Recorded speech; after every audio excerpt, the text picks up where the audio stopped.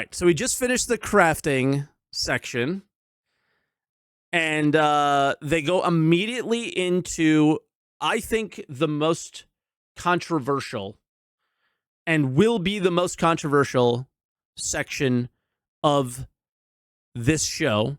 I have not looked at Spectrum yet. I have not looked at Reddit yet.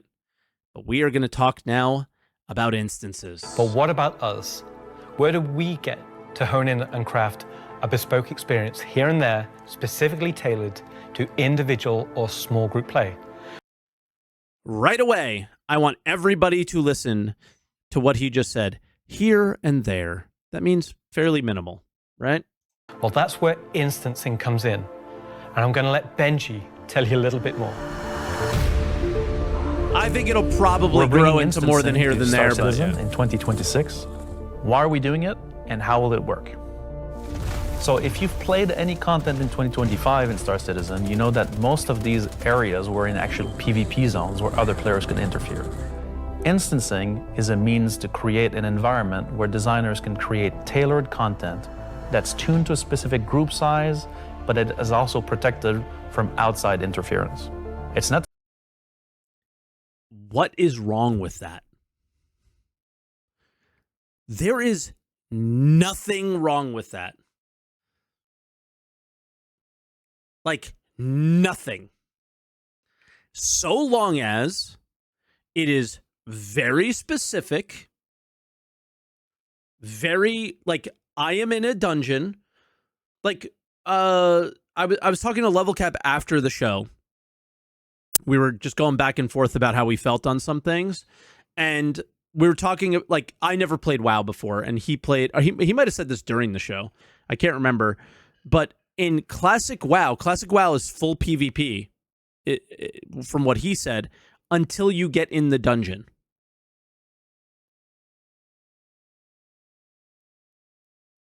Okay. I don't see much wrong with that. Right? One of my favorite games ever. Ultima Online just made a straight-up copy of the world. One of them was completely PvE. The other world was completely PvP. So I don't know if that's true or not. But Classic WoW was said that once you get in a dungeon, you know, that's your dungeon instance or whatever. I don't know, though. I'm okay with that. I'm okay with when I get out of the dungeon, it's dangerous. But while I'm in there, I'm getting the experience that, from a game perspective, that is a game. Yeah, Trammel and Feluca, yep. I'm totally fine with that, as long as it is these limited dungeon experiences that are not too crazy. It could be open PvP. Okay, so it's not like always PvP on. That's fine. Star Citizen will be always PvP on, with consequences if they ever get in the security systems that they talked about last year. But these little instances, I mean, we'll keep going. The examples they gave here just, I think, destroy any argument against it. To say that we don't love PvP, I'm a PvP guy. PvP me, bro. But like most MMOs, a good balance between a dangerous overworld and a protected instances is needed. Right now, we don't have this ability, and this is something we really need in order to give you a sense of progression that is tailored and balanced to a tunable amount of groups, so the difficulty matches the group size. There's a beginning and an end. It doesn't mean that that doesn't fit in our overworld strategy, meaning getting to the instance is dangerous, exiting the instance is dangerous, or can be interfered with others. But at least when you're playing the content, we can actually make something that's curated for one experience. Yeah, like, they're not going to make mining instances. You know what I mean? They're not going to make salvage instances. But they're going to make small group or large group ship combat instances. They're going to make ASD be an instance. They're going to make possibly the worm fight be an instance. But when I go to that, when I take the tram back to the main area, I'm out of that instance now. So before anybody says this is only a PvE thing, this technology can also be applied to unlock curated PvP experiences that are as seamless as the PvE ones. They never went into any more depth on that. They should have said, we're going to do Jump Town again. So it's not about one thing or the other. It's really about unlocking developers' ability to create curated content. So that said, how will it work? I also want to point out that even developers at the company, when Siege of Orison came out and I said, this should be an instance, this is so fucking stupid. And not even from a PvP standpoint, it should have been an instance because I joined a mission that is global that literally everybody can take. I get in there and it's already done before I ever get in, and then you have to wait for the next. It was so bad, such a bad experience from the PvE standpoint that you couldn't do it. Curated is my issue. If they add too much curated content, then they turn the game into a theme park. Yeah, I think curated means there's dungeons in every sandbox. So again, EVE Online is probably one of the more the ultimate sandbox game, right? The experience is curated to a certain size group, but or a certain size ship. So even in EVE, they go, hey, these ships are not allowed inside the ESS because that is not a good experience for ESS gameplay.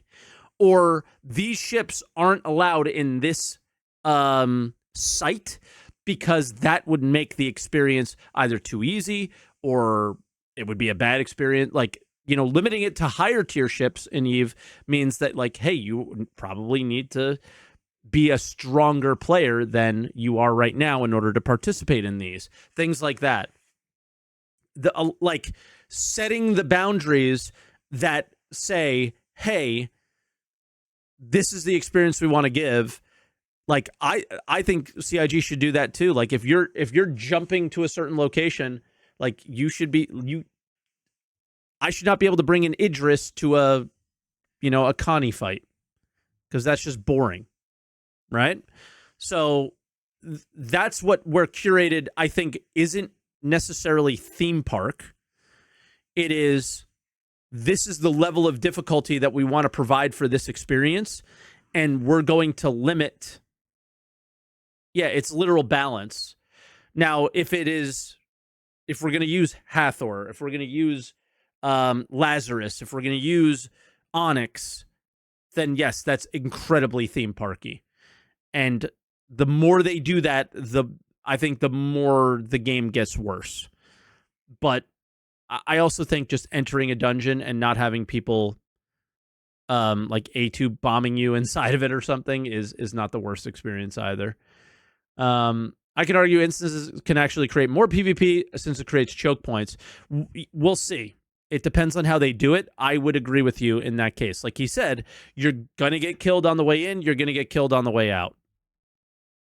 But the problem with Star Citizen is its scale and the way they do quantum travel and the way they do quantum travel interdiction and all sorts of things like that. I think Hathor is a fantastic spot for open world PvP. I think the Worm is an interesting choice, and everything ASD is obviously very far from the Hathor experience, and you get quite a few, quite a bit of variety there in terms of the level of using their word, like interference that could happen. Instancing is really an evolution over static to dynamic meshing. We want your instances to be as seamless as your instance hangars, meaning that when you take an elevator, you exit the elevator, you're inside the instance. A gateway opens, you cross that gateway, you're now into your instances. Could be also a quantum jump into an instance that you don't even see. And that's where they can maybe limit ships and ship sizes. That would be very cool if they did that. If it like just kicks you out and, you know, your ship is too big to get here or something. Transition is just like a dynamic mesh transition. And so throughout the universe, we will be able to add these areas that are open or closed instances that allow you to join in either with a party and have a reserved instance for your party, or join an open instances that has a number of slots. And so some of those areas will be completely instanced on different servers. This allows us to leverage the compute power of the entire mesh. The closed ones will be really to drive one piece of content. You enter and exit seamlessly, just like we do with your instance hangars currently. Let's go and find out what one of our first instances will be.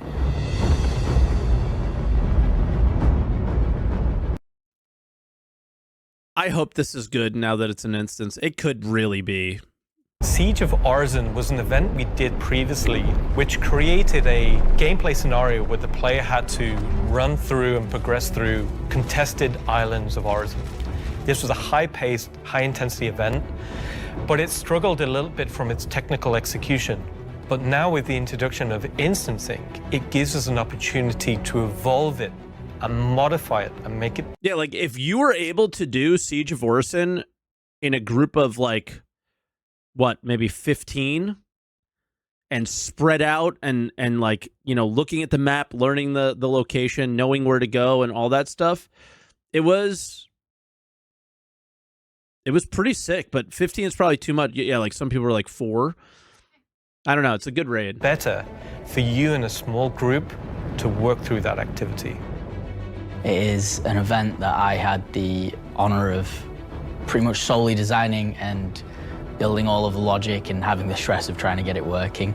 Agent Dooley from the CDF puts the call out for volunteers because basically the Nine Tails have taken over sort of a cluster of floating Also, I remember like this felt like an Escape from Tarkov map. Like it was really good. platforms in Orison.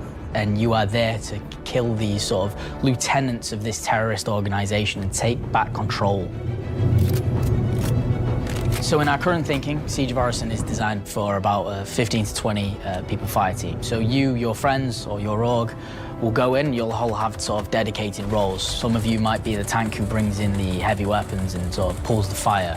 Some of you might sit at the back and be the sniper and pick people off who are a bit further to make the advance easier. Some of you will be the medic who sole job is going to be revive and look after the rest of your team and the health of them. And some of you will be the people who push for the objectives to try and get sort of most of the We don't have skills though. mission Oh, done. Spooner, thanks for the event raid. was You designed finished your for about 24 15 to hours? 30 people. Welcome, dude. But when we released it, we fixed the problem with 2 DGSs on one server that Doing was a little fighting reacting. for resources. And with that, we also upped the player count to 100. So when it first debuted, it was already too full for what it was designed for. It was a massive operation at the time. Yeah, to say that we're gonna like play certain roles, the only way to do that, I feel like, is like with timing of stuff. But it would be like one of you has to mine this thing at this time, and the other one has to salvage and repair, like they do in ASD. But they don't. Yeah, like we don't have roles. Also, this is Max Younga Game in chat. If you guys ever see him, I think that bringing it back and Younger giving it a Games. refresher will be a fantastic addition back into the PU.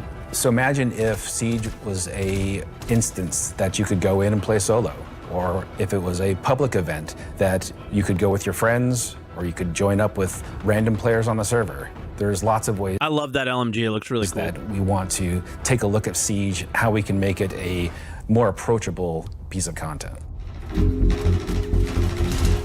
I'm excited to say the least to bring back Siege of Orison to Star Citizen and to sort of have it be one of the first tests that we have for instancing and Max is my favorite designer because he talks shit about Elliot more than me. Hell yeah. really that's get it based. back to sort of a core experience point where it should be.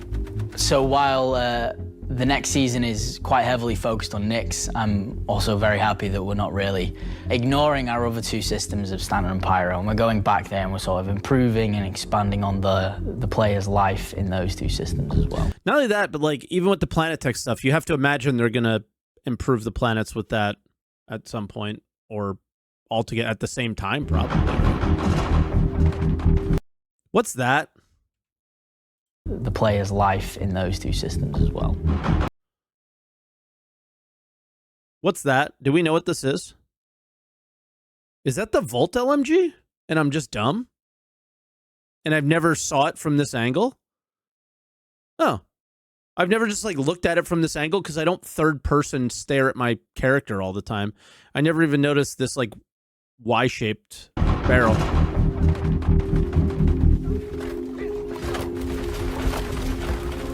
I'm dumb? Yes. No, I just don't And third while person things like and Genesis, go on Reddit all day. interstellar hauling, crafting, Siege of Origin, and more will reveal next year will continue to bring life into the existing universe outside of Nyx. There's still one more exciting use for instancing we're building right now. It's an earlier look than normal, and some of it is still in white box, but we're excited to share the first look at a major content release of 2026, and what it means for progression-based gameplay. As an evolution of our Building Interior initiative, you won't discover it by accident, because when it's complete, it will be found deep within the heart of Levski itself. This is the Municipal Works. Which again, that's exactly what they called it in ArcCorp, right? Part of me is very disappointed by that it's not in ArcCorp. As somebody who likes Star Wars a lot and the like history and lore of Coruscant being very just like cool to me, it bums me out that the cities like Lorville and Area 18 and you know, like New Babbage and stuff like that, just they're just kind of there. And I thought that would have helped that, but Nyx would have just been there as well if this wasn't a thing. So I love pyro stations with the contested zones because like while you're there, if you're just feeling a little spicy, you can go do some spicy content while you're there. You know what I mean? So inside the facility, you'll find huge vaporization chambers. Old It starts processing off. plants. Yeah, fair, Alan. Industrial tunnels, and eventually into the old turbines, which are still pumping heat into the old rock. So this is the true history of Levski. This is a place where you won't see in Lorville, you won't see in Area 18 or the other landing zone. It's the pure basis of Levski. You're literally supposed to deliver this content in Area 18. Like, You what will the have, fuck? of course, metal and tunnels and, you know, more structural plays, but you will also see a lot of rock and cave. So it's not a place I think he just doesn't know and he misspoke. you go to take vacation. It's really a place you go to fix stuff. Not everybody has what it takes to come down there and do the job that needs to be done. All of your sewage systems have stopped working. Everything's going to quite literally. No, we forgot Area 18 exists. So they don't like, okay, like when you go to work, you focus on your job, right? That guy's like an environment artist. He's like, all right, they go, hey, environment artist, go make some environments. He's not paying attention to what was said at Citizencon in 2025 or 2024 and like, you know, keeping notes on every single thing that was said in every single moment like we do. He doesn't know that this was originally planned for Area 18. He's just doing, this is the work he's doing right now. And he knows what the design brief is for it, and he's sharing it with us. And so the player is tasked with their group, most likely, to go into there, take out the outlaws, and get the facility working again. So let me get this straight. This is literally a mission to fix the toilets of Levski. It's not just the toilets. You're also trying to turn on the air. Air is a bit more important. It still works in Levski, but, you know, they have, like, maybe polluted air because it's not being Is it a mission? cleared properly. It's not just for the toilet. Poop mission. It's also a little bit more exciting than just going into, like, some vents. It's like a free-layered system where there's 3 chapters. This will be mission-driven and repeatable. Everything from mining to salvage to combat to investigation, a variety of roles. Narratively, Mission-driven, repeatable. Okay. it's a real sandbox. Every progression you do will unlock a new area that will link back to previous areas, complexifying the play space. We've been wanting to have more gameplay around landing zones for a long time. Now that we have instancing tech coming online, that allows us to do something that provides really cool gameplay close to a landing zone. With the missions, Yeah, and then they say that's sandbox. what will create different overlays or change the spaces. Or Sorry if I'm looking at my phone a lot, guys. My last living grandparent is in the hospital, so it's a little stressful day. change the progression, but it'll be the instancing which will enable us to create tailored good, though. content to you. We're just and trying to your waiting to group. hear back So from you're the going to be able doctor. to He's all good. play a part of it, make your progress, and then log off. And then the next time you come online, you'll be able to pick up where you left off. It's going to allow players to return back to it at different states depending on how much you've progressed and be able to keep it going until you've reached sort of the end of the whole 3 chapters. I like that too, is like you don't have to do it all in one day if because then they can make it be a bit more in depth and take longer in different steps, things like that. Where you're not going to have other people getting in your way. It's you, your team, your party. It's a way of giving players content where they know exactly where they're at and they can keep going back to it and improving sort of their own progress and I think both, ability buddy. to jump through them faster and faster times as well. So that's a look at how we'll be allowing players and developers alike to create more crafted experiences within the greater sandbox of the persistent universe.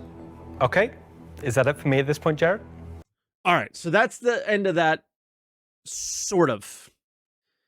Now I have to scroll a little bit because this is something we need to talk about. CIG needs to... They have grown so much in so many ways, but there's one way that I feel like they have really struggled with growing up, and that is on the front of being very concerned about what their dedicated player base thinks and says. And I know it probably affects their bottom line when it gets to the wider audience, but this is, I'm going to combine these together with the instance things because it is very connected in the conversation. This is where we talk to Rich Tyrer, and this is the Road to 1.0 Revisited, where he gets on the defensive because he knows the PvP community is going to complain about instancing, and they shouldn't. I think it's a very simple answer. Is when I said this during the live stream, when Hathor first came out, it was a war zone. 100 players at Hathor, all fight huge capital ship fights, escalating fights constantly, and it was epic. But once the hardcore players got their Polaris, got their Karenite out, Hathor isn't dead, but it is nothing like it was when it first released, because most of the players in the game are casual, and most of the players in the game don't want a bomb dropped on them, don't want, PvP, period. Right? PvP players are a very vocal minority, but they're also one of the most important pieces to the ecosystem of a game's economy, a game's longevity, and a game's even marketing, right?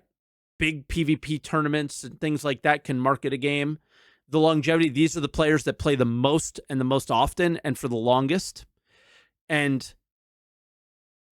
if players can just create money out of nowhere in a video game without having a way to lose it, that's where PvPers fit in. So don't put PvPers in a box and say that they're not important. I'm not. I think they're some of the most important, even if, they're inflation, they're an inflation tool to limit inflation. They absolutely are. And it comes down to a situation where crafting a good PvE experience is impossible when it is so unrestricted and open world like we currently have. Crazy how this conversation is the other way around in Eve. It is, but it's also like not. So my best example, DJ, is an ESS isn't an instance, but it is limited and restricted. So I'm more talking about like using instances to put restrictions on, right? And say, this ship can't go into this instance, or this many people can't go into this instance, because then it will break the experience. I'm not saying Hathor should be instanced, but I'm saying, okay, how about this? For EVE players here, because again, EVE is the example of the ultimate sandbox game that has absolutely no problems whatsoever, which is totally not the truth. But in a PvE mission content, or let's say the Crimson Harvest sites and things like that now, are those at all instanced and hard to find, or limited in what people can go to them? I don't think so. Right? But we also have tools to know if somebody's coming, which we don't currently have. Are they instanced? So when I'm in them, they're limited by ship size. Okay. Yeah. So that's like sort of where they can use instancing that is not limited to like, hey, only 5 people can be here, or only to party, right? And they also said an instance can be open. Now they could say, all right, we can have an instance here, but you can't bring an A2. Morph cries in excitement, right? That's the thing. Yeah, the only true instance in EVE are abyssals. Abyssal Dead Space, right? So, and people hated that. But again, you can kill the guy as soon as he comes out. So in order to and Abyssal Dead Space is one of the most popular experiences in the game. Reason being is because they were able to craft that experience perfectly. So even though DJ says the conversation is wildly different, the player base is telling you that the conversation is being skewed by a loud members of the audience, but the player base activity is telling you otherwise, right? And you want to make a game that everybody enjoys, not just a certain amount of people. And as a PvPer, you want to play a game that a lot of people enjoy, so you have targets, right? PvPers should not be arguing over instancing. They should be arguing over the fact that there's no territory to fight over. They should be arguing over the fact that the play space is impossible to find people, and the number of players per server is too low. Or you can argue about 100 other things than trying to craft an enjoyable PvE experience for people who enjoy PvE. Like trying to craft a dungeon experience is, I think, totally fine. But yeah, let's not waste too much time, because Richard Tyrer is going to yap and say the same thing over and over again. And I may, skip through some of this. We'll see. Last year, Senior Game Director Rich Tyrer took to the stage Specifically the and revealed beginning, our we're probably plan going for to skip 1.0. over. Now, before we end this year's Citizencon Direct, we wanted to take a few moments and follow up on that reveal from last year. To do as we want to rob you, not control a space. No, that's not necessarily. Like, there's a section of the community that just wants to see the world burn. That's totally fine, in my opinion, but you can't burn the entire world. Otherwise, you won't have a world to burn, right? Once the entire world's burned, everyone's gone, and then you just leave and you go burn the world in another game. What's the point of that? So there's people who want to pirate. There's people who want to do territory control. Everybody plays this game for different reasons, but those reasons have to exist in the game, and sometimes you're going to have to restrict some people and relegate them to one area and relegate other people to another area, right? done today and look at the year ahead. So, Rich, thanks for taking the time to join us. Well, you're welcome. All right, so we're going to jump right into it. Everybody knows the only constant in game development is change. So I'm going to ask you outright, what's changed about the road to 1.0? Well, Fortunately, nothing. It still remains our North Star. The team Unfortunately, nothing. is busy working towards that goal in the background, and every patch this year has moved us towards that goal. And if you haven't watched the Star Citizen 1.0 presentation from last year, I highly recommend you do so, because everything in it is still relevant as of today. Even their dog shit insurance system. Yeah, it's 10 minutes of self-glaze, right? So that's important to hear, but the rest really Every isn't. patch this year has moved us towards that goal, so I want to dig deeper into that. Meaning they haven't touched it since. Ding, ding, ding, ding, ding. Because when they actually go to design it, they'll find out that it's probably a bad decision on some of this stuff. At this point, 9 releases in this year, more than any year prior. How does this part feel scripted? It's because it is. Each one of these not just sit as their own moment in time, but move us forward on this road to 1.0? Well, last year I discussed the framework of 1.0, how I feel like he's reading. All those complex systems can tie together. And one of the core aspects of that was the main story, which became the spine of the universe, which brought all of the locations, mission gear.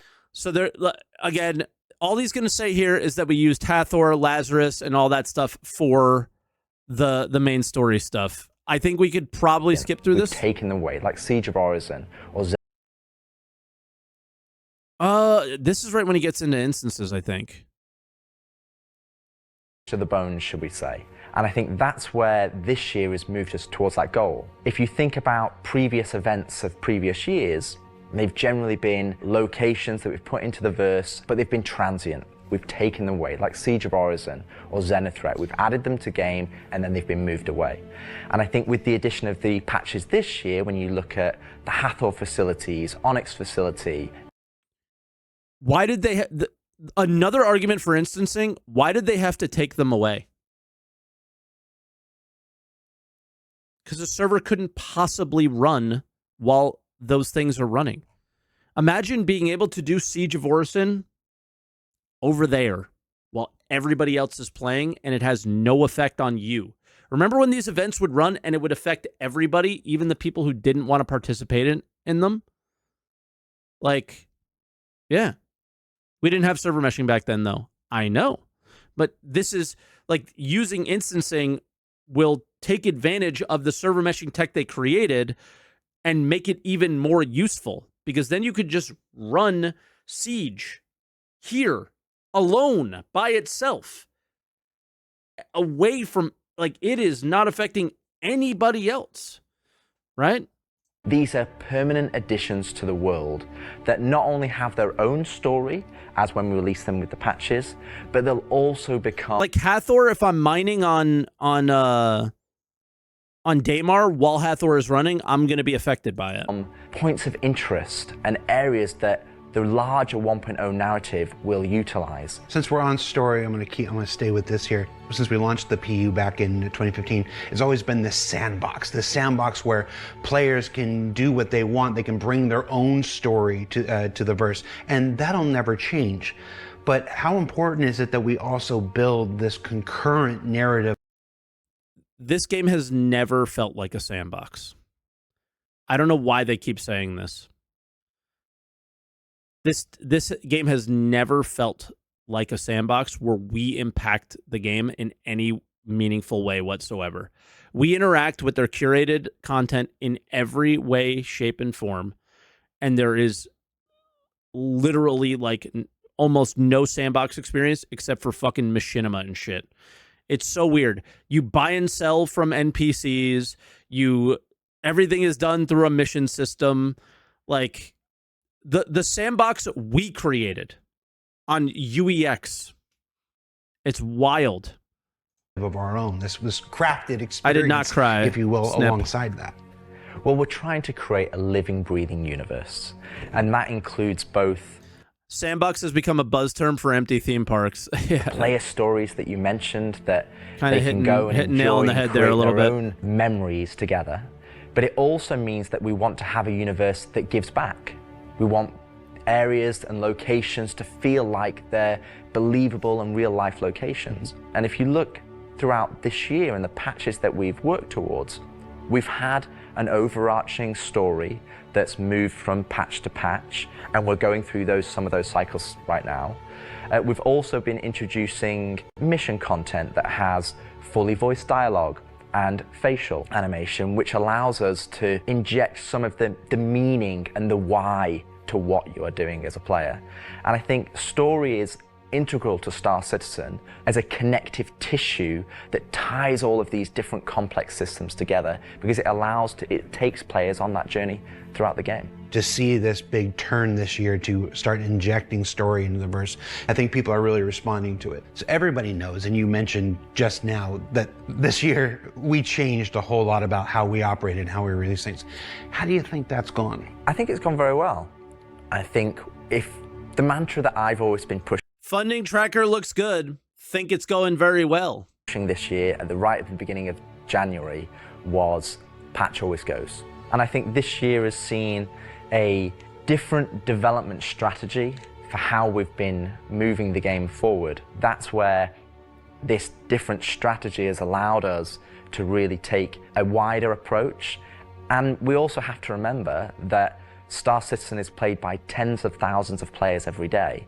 And while we have lofty future goals, we still have to make decisions right now that make Yet there's 100 people on the PTU and there's only ever been one server. I'm so confused. the game fun for the people that are playing it all the time, playing it as their daily game. If you look at previous years, we've had to hold a patch back, we've had to make concessions, mainly due to around a feature may not have been ready or right to go into there. There were 3 months, 4 months, sometimes 5 months between Exactly, patches. and I don't think that's good for anybody. I don't think it's good for the players. I don't think it's good for the development team. I think it's better to have regular cadence of drops. One good example is this year for A Line of Mine. People probably don't know, but A Line of Mine, when you turned on the laser, it was actually supposed to reveal the sandworm Valakar. And I played it, and it didn't hit the quality that I wanted to go into the game. So we changed, and I took it out, and I made that decision alongside Chris and Erin, and we've held that back, and we're going to work on that towards a future patch. But I think definitely that's huge. So that it confirms like the original Valakar comes back, but it also takes away the sandbox experience that was actually shown at Citizencon 2024, which was as I am out in the verse mining in my Grey Cat rock, a fucking sandworm can come and attack. And then I could call my friends and we can fight it. Or as I'm low flying on Daymar, I can see a little hole in the ground. And, you know, maybe I mark that spot and come back with a ground vehicle and have the Valakar come out and me and my friends fight it. Right? It did not. This is not the sandbox experience that, or even exploration or anything. Like now I quantum travel to a theme park location and I ride on the ride, and sure, some people can come to me and it's repeatable and it gives me crafting materials that I can use to turn into something. But the more regular cadences has had I don't multiple know benefits. And like it's not a sandbox and it's not a theme park. It's a sand park, but I think it's a little.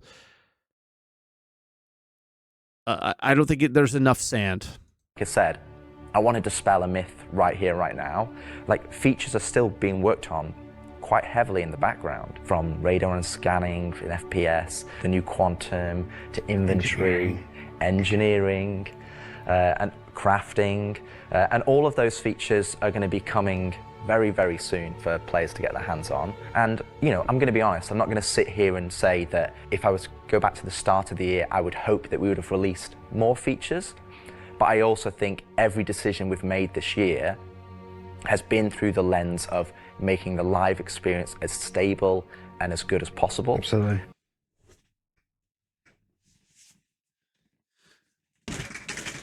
That is such a crock of shit.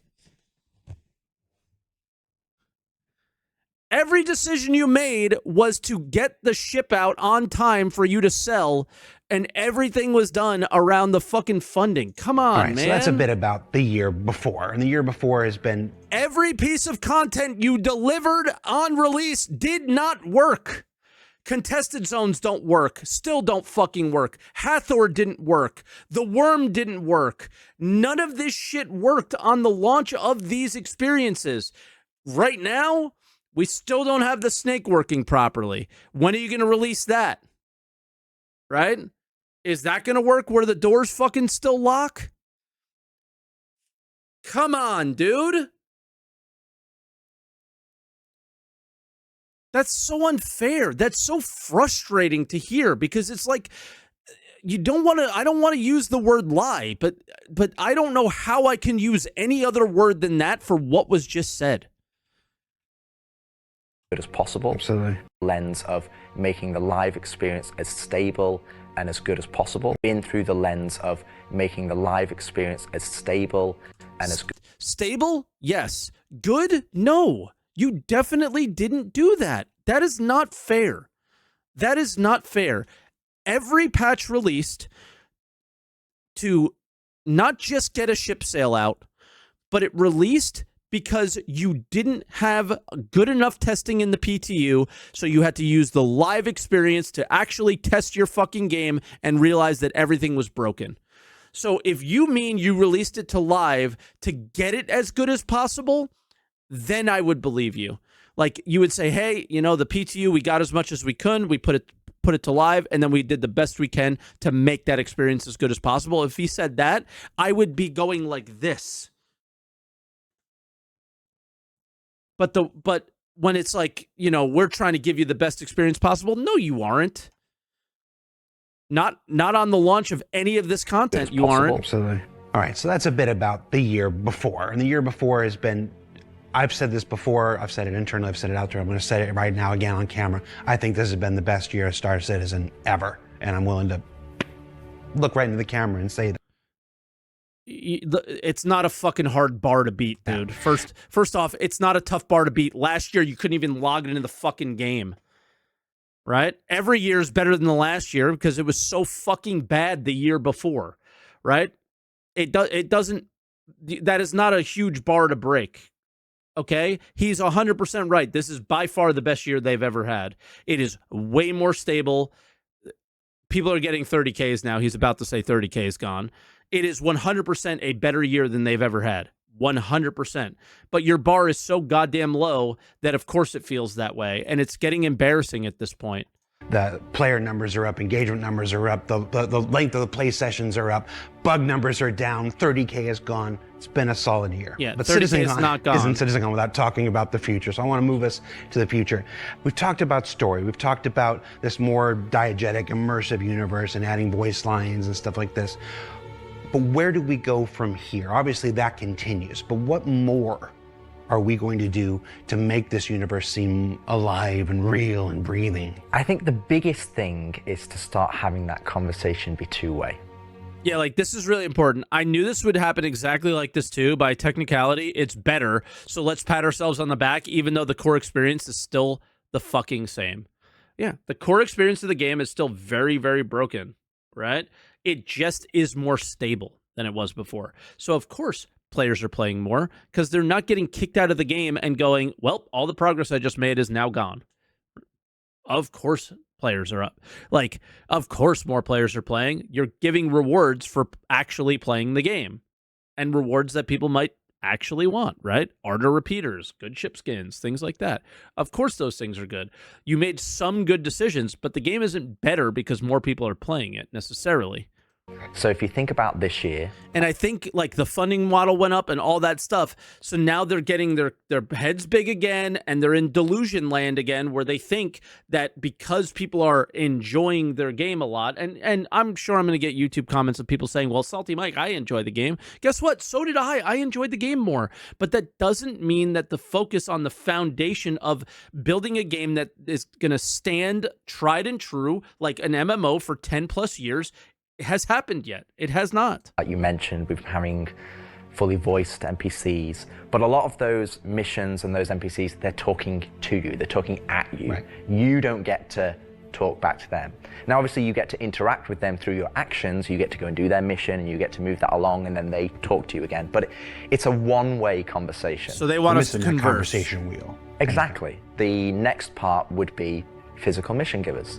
That's something that we're going to be working towards very soon, with Battaglia being the first one coming back. So now you have to QT to somebody to get a mission. This should be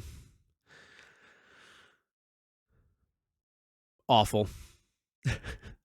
Like GTA, they call you on the phone, right? In the verse, and just to be clear, we will be bringing all the mission givers eventually back, and we want them to be a integral part of the verse and the story that players go and enjoy. We want the locations to be brought to life, and as we mentioned last year, we want to have... Like, I want to have video comms. I want to have a conversation wheel within my video comms. I think that would be perfectly fine. And maybe I can't have them through a jump point, right? Like maybe Recco can't call me unless I'm in the Nick system. But I feel like that's how it should be. You can go and be part of. And obviously the full end goal is towards... Thank you, Anonymous, but I don't have any sound, so I don't know what stories in is the being game. said there. And that I is what we're appreciate going to be it. pushing towards. Everything we Said do, hello there. every Hello. decision we make is through the lens of moving us closer to 1.0. It might sometimes be difficult to see why those decisions have been made at the time they've been made, but rest assured that Star Citizen 1.0 is still our North Star. That's what we're still aiming towards, and that's what we're going to be moving forward with every patch next year as well. I'm remembering when mission givers were first introduced, they sometimes became a bottleneck. Is there a role in instancing, which we learned about earlier today? Is there a role for instancing in that? In Here we go. Helping with mission givers? Yes, partially. It will be one mechanism that will allow us to have players go to their own individual area of the verse, have that conversation, and then go and continue on into the open world environment. So I think that's where, when we look at instancing provides us one tool that allows us to remove that bottleneck and provide a more seamless experience. Happy you said that, because that's one of our last topics I want to get to, is how we reconcile instancing with the persistent universe. Like, You can even see it on Jared's face, like that they know what's coming. for the last 10 years now, we've been building this giant, seamless, persistent universe where everybody can come in and play together. And it would be easy to have a first instinct Also, not everyone can come in and play together. The servers are very limited. reaction to the idea of instancing And will always and say be. that's antithetical to everything that Star Citizen is. But you mentioned last year these three pillars of building Star Citizen in the PU, and I want to know, you said nothing changed, but I want to ask you about this specifically. What are those three pillars again, and how does instancing... Instancing isn't bad as long as it's not everything. I want to point out that I'm defending the idea of doing instancing. I am not defending the implementation in the way these clowns will probably implement it.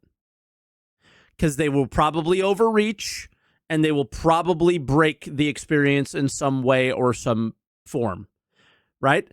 The idea in specific situations, like a Siege of Orison, like a maybe the Worm fight, like the Yormandi, like I don't know, any part of the ASD facility, Onyx facilities, those situations, sure. Even hopefully like a big PvP battle of some kind. Jump Town, perhaps. But yeah, like for their story quest line, instance away, dude. Because that is like your introduction to the game. But I'm not convinced that they will do it well, because we have not been convinced that CIG can do anything well the first time they do it. It usually goes in, it's really poor. We give them the feedback. They tweak it a little bit, and then a little bit more, and a little bit more, and a little bit more, and then eventually we're satisfied with it. Maybe not happy, but fit satisfied. within the greater design of Star Citizen. So the three pillars I mentioned last year were open world.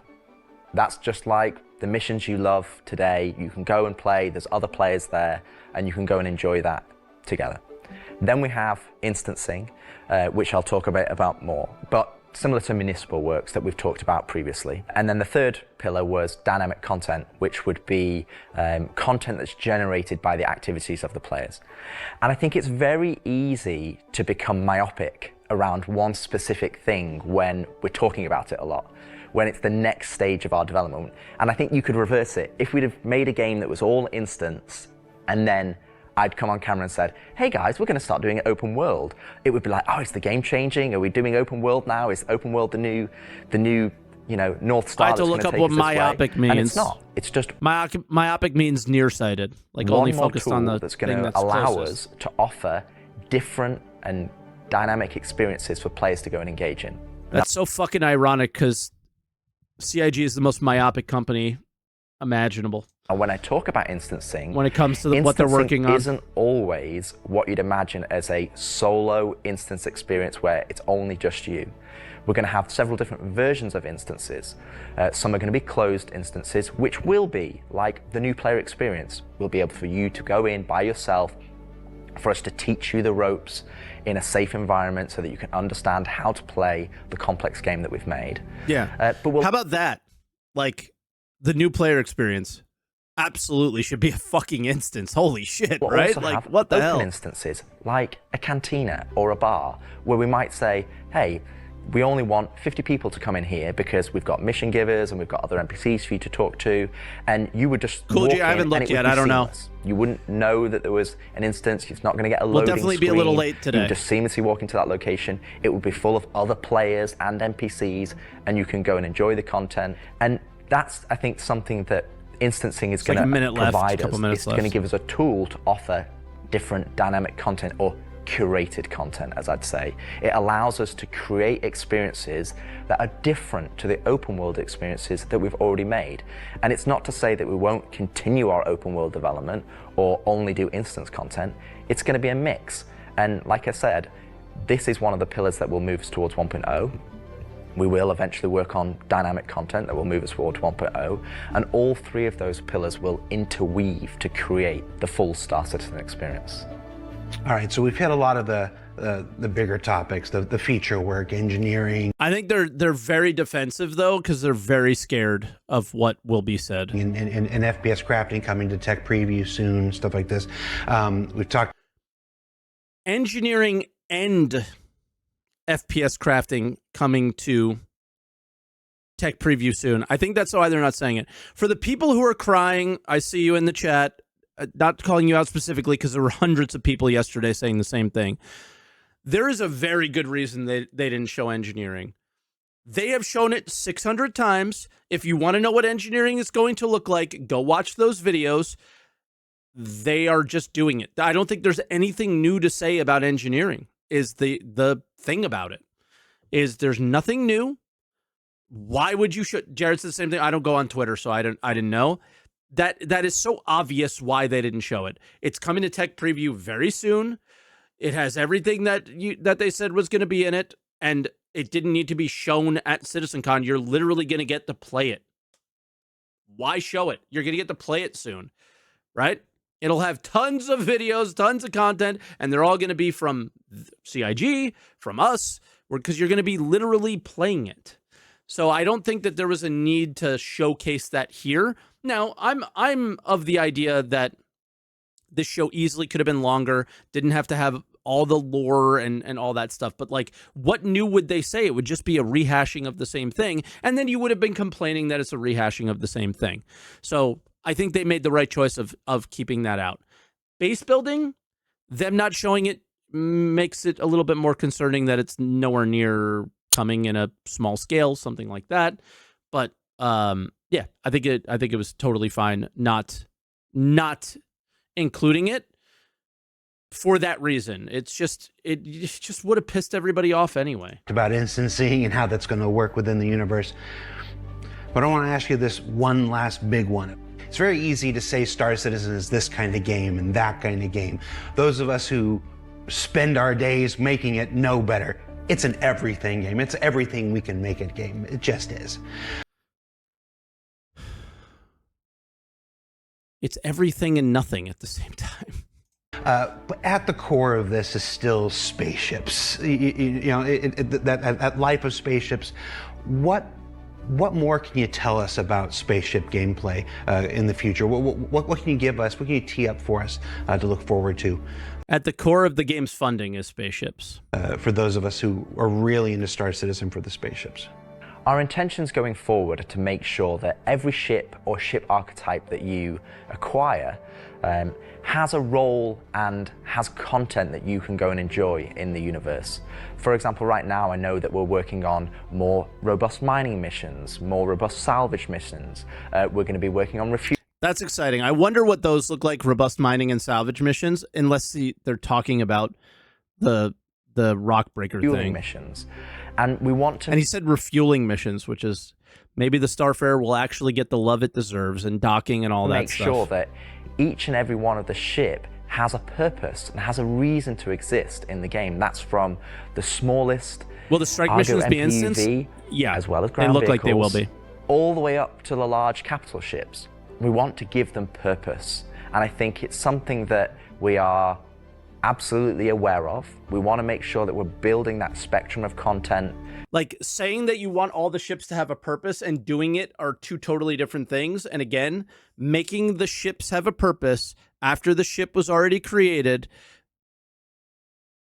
you should have made the gameplay first, and then all the ships would have a purpose, because you would just add them to the gameplay that already exists. But to allow players to go and engage in. We don't do that and here. I think 2026 is going to be a very good year for Star Citizen, and I think there's going to be something that's very interesting and something that a lot of people have been waiting for.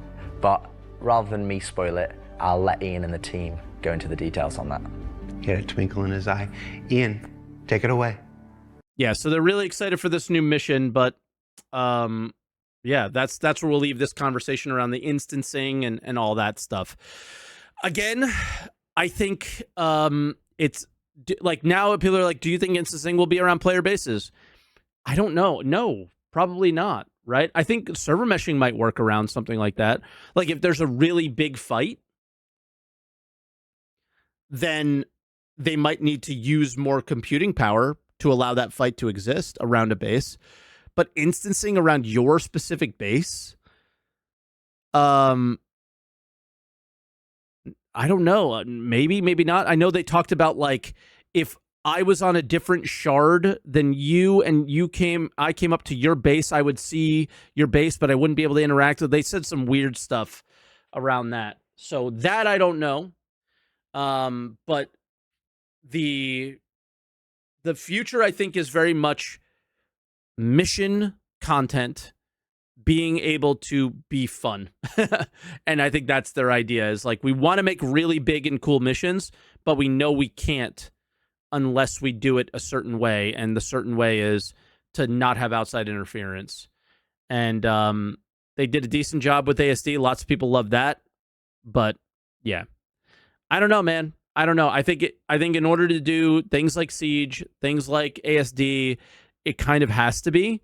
But they also claim that they have this sandbox that doesn't exist.